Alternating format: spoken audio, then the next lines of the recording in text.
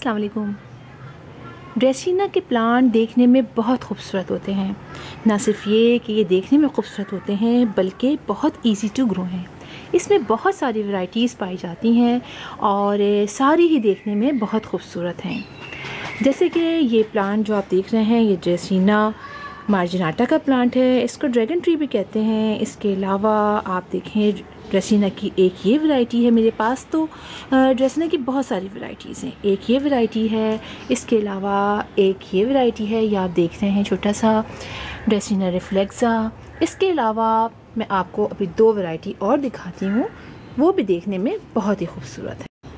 एक वैरायटी ये है, ये आप देखें, ये भी ड्रेसीना की एक वैरायटी है और बहुत खूबसूरत है और एक छोटे से पॉट में लगी है।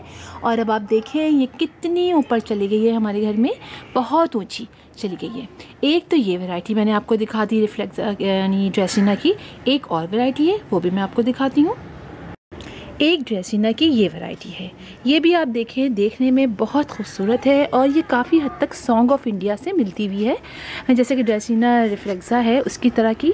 ये आप देखें, इसके बस पूरे ग्रीन लीव्स होते हैं और ये भी बहुत खूबसूरत है। इसी के साथ मैंने एक ये भी लगा दिया था दूसरे उसका।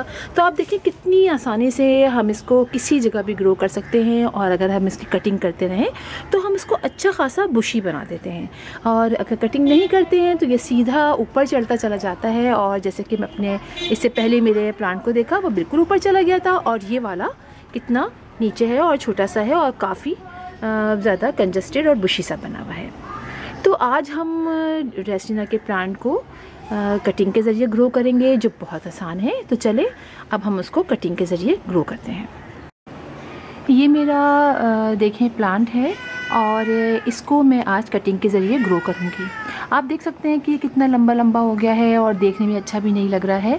और अगर मैं इसको कट नहीं करूँगी तो ये भी सीधा सीधा बिल्कुल लंबा होता चला जाएगा। और आप देखें कि इसके अंदर कहीं भी ऐसा नहीं है कि कोई और इसमें से ब्रांचेस निकले।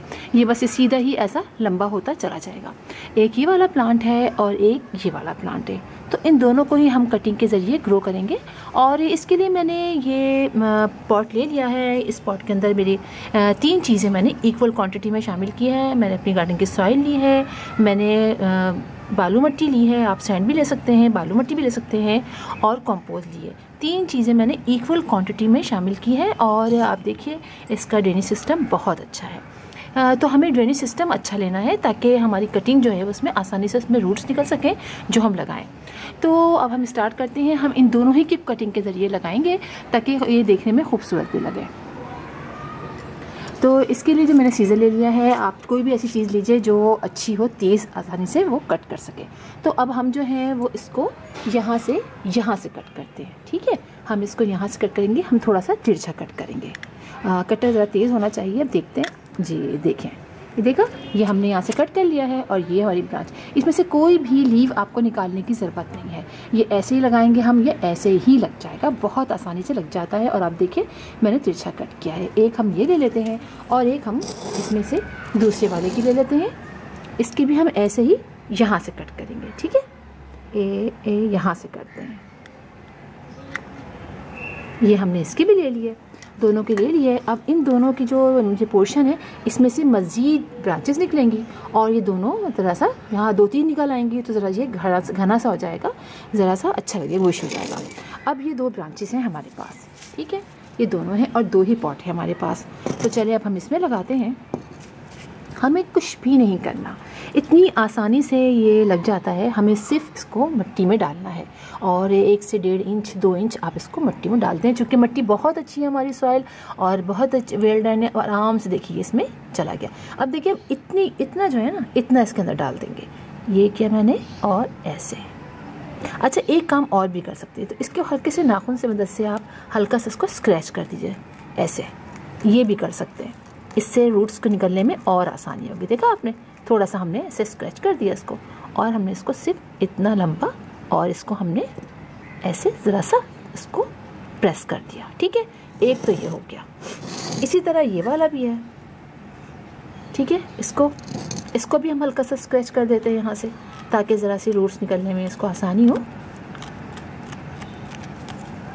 ये और इतना अंदर डाल दें। ठीक है। और इसको हल्का सा हम ऐसे दबा देंगे और पानी डाल देंगे। और ये बात याद रखिएगा, इसको हमें शेडी प्लेस में रखना है। अब ये हमें इसे पार्शली शेड में नहीं रखना। वैसे ये पार्शली शेड में बहुत अच्छा लगता है, डायरेक्ट सनलाइट में भी ये बाज़ जगह लगा होता है ज़मीन पे तो बहुत ही अच्छा लगता है। लेकिन चूंकि गमला छोटा होता है इसलिए हम इसको डायरेक्ट सनलाइट पे इसलिए नहीं रखते ज़्यादा देर के लिए, कि काफ़ी देर के लिए, कि वरना तो ये पॉट में जल्दी मिट्टी सूख जाती है और हमारा ये प्लांट जलने लग जाता है। ठीक है, अभी दोनों हमने कर लिया। अब हम इसमें पानी इतना डालेंगे अच्छी तरीके से एक ही दफ़ा में, और जब तक अच्छी तरह पानी जो है वो नीचे तक ना चला जाए, नीचे से न निकलने लगे, हमें पानी इसमें डालते रहना है।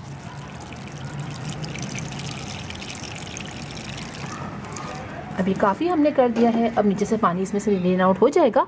और इसको अब हमें पानी हर वक्त नहीं डालना है।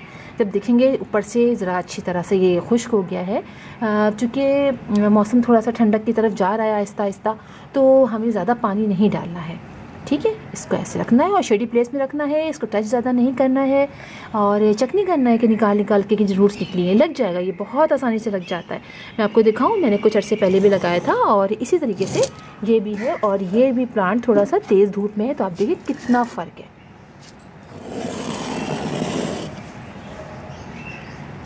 ये देखें, अभी देखें ये प्लांट है मेरा, मैं आपको ऐसे रख के दिखाती हूँ कितना खूबसूरत लग रहा है। देखिए, और इसमें भी हुआ यही था कि मैंने कटिंग की, मैंने कहा ये तो सीधा लंबा हुआ जा रहा है, तो मैंने कटिंग की यहाँ से। देखिए कि मैंने कटिंग यहाँ से करके मैंने इसकी ब्रांच निकाली और मैंने ये लगा दी। और आप देखें ये अब कितना खूबसूरत हो गया है और कितना बड़ा हो गया है। और उसके बाद उसकी यहाँ से ये एक ब्रांच निकल आई और ये ब्रांच अब ये इतनी ज़बरदस्त हो गई है। तो अब कुछ अर्से बाद जब ये प्लांट ज़रा बड़ा हो जाएगा तो मैं यहाँ से एक और कट कर दूँगी और फिर इसको लगा दूँगी। तो इस तरह से ड्रेसिना के प्लांट जो हैं वो बहुत आसानी से हमारे घर में लग जाते हैं। आप इसको ज़रूर ट्राई कीजिए और देखिए, देखने में भी बहुत खूबसूरत प्लांट है। कलर इसके बड़े खूबसूरत हैं। अच्छा, इसमें कई कलर्स होते हैं ना। देखिए, इसी में एक येलो कलर है और इसी में देखें आप ये हल्का शेड का कलर है। तो दोनों ही कलर जो हैं वो बहुत खूबसूरत है। तो आप बिल्कुल ट्राई कीजिए अपने घर में। कटिंग करने से बिल्कुल नहीं घबराइए, स्पेशली ड्रेसिना के लिए। ड्रेसिना के हाँ, बस मैंने आपको जैसे बता दिया कि आपने पानी का ख्याल रखना है। बहुत ज़्यादा पानी नहीं डालना है और बहुत कम भी नहीं डालना है कि बिल्कुल आप खुश्क हो जाए वो। और ये जो हमने दो कट किए हैं ना, ये वाले जो दो हमने कट के हटाए हैं, तो इनको भी अभी हमें रख देना है। और ऐसी जगह पे, यही जहाँ हमने इसको रखा हुआ था, तो ये तो मैंने ऐसी जगह रखा था जहाँ बहुत ज़्यादा ब्राइट सनलाइट भी नहीं आती थी, इसलिए कि कभी कभी कुछ प्लांट्स को सेक्रीफाइस करना पड़ता है, इसलिए कि हर प्लांट तो मुश्किल हो जाता है अब हर को पार्शली शेड में रखना। तो कुछ को कभी कभी ऐसा करना पड़ता है कि शेड में रखना पड़ता है। तो इसीलिए इसके कलर में और इसके कलर में देखिए कितना फ़र्क है। अगर ये भी ज़्यादा देर ब्राइट सनलाइट में रहता या थोड़ा सा पार्शली शेड में रहता तो इनके कलर्स भी बहुत खूबसूरत होते। लेकिन अब मैं कोशिश करूँगी जब ये लग जाए तो फिर मैं इनको भी थोड़ा सा डायरेक्ट सनलाइट में रखूँगी, लेकिन वो पार्शली शेड में थोड़ी देर सनलाइट आए और फिर वहाँ से मूव कर जाए। तो आप समझ गए होंगे कि बहुत आसानी से हम लगा लेते हैं। और इंशाल्लाह फिर आपसे मुलाकात होगी किसी और वीडियो में किसी और टॉपिक के साथ। तब तक के लिए अल्लाह हाफिज़।